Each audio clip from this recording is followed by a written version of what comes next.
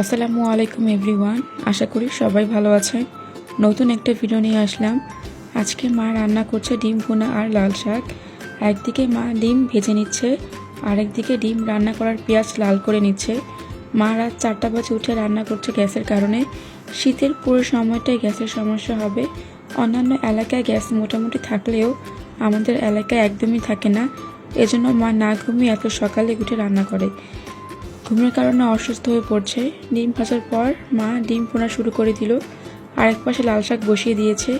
লাল শাকটা অনেক লাল ছিল, এখন তেমন লাল শাক পাওয়া যায় না। আর ভাত মাখলেও তেমন আগের মতো লাল হয় না। মা বলছিল লাল শাক লাল হওয়ার একটা সময় থাকে। কথা বলতে বলতে মা রান্না প্রায় শেষের দিকে। মা রান্না করতে বেশি সময় লাগে না, খুব ঝটপট হয়ে যায়। আমি রান্না করলে কেন যেন অনেক সময় লাগে, নিজেও বুঝি না।